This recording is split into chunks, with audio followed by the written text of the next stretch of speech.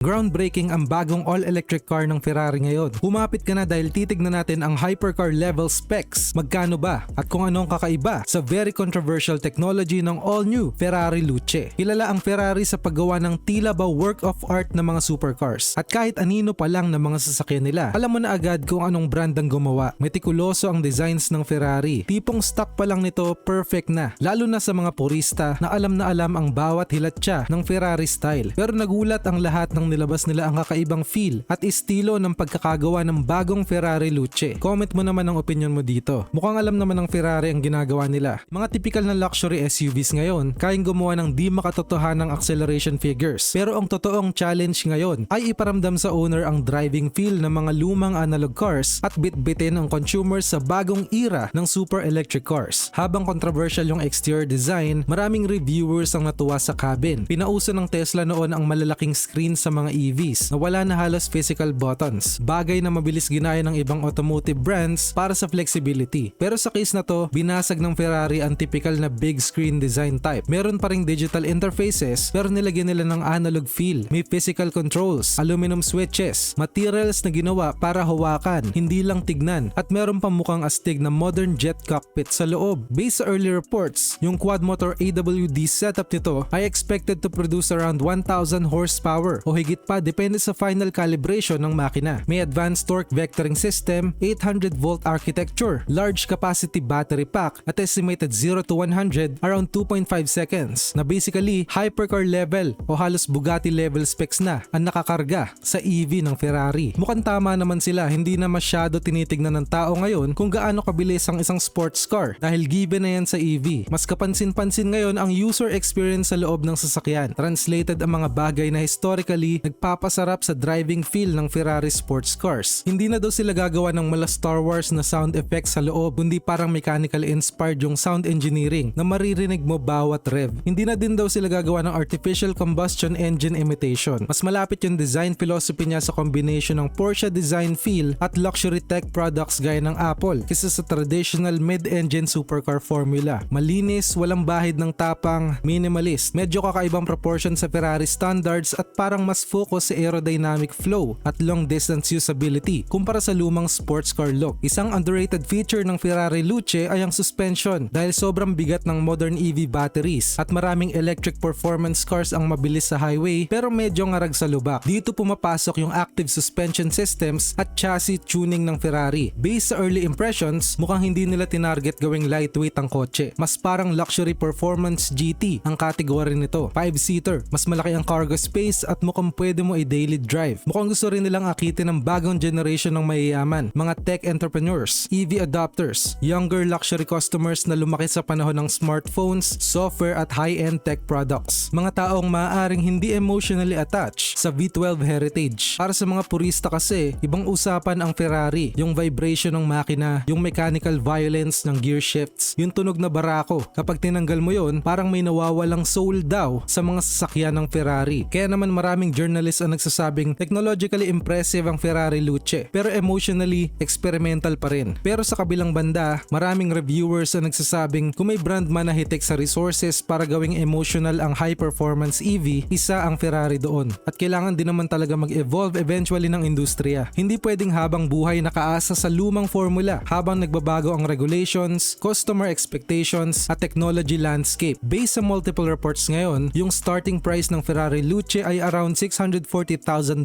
o estimated 40 million naman kung i-convert mo sa pesos. Malay natin sa katagalan, titignan ng mundo ang Luce as turning point vehicle at magiging legendary balang araw. Katulad nung unang lumabas yung Porsche Taycan at Honda NSX. Di natin alam binabago na pala nito ang perception ng karamihan sa modern electric performance cars. Pakishare naman itong video at i-comment mo naman kung anong opinion mo dito. Salamat sa panonood. Mag-like at subscribe na for more contents na katulad nito. Salamat sa panonood!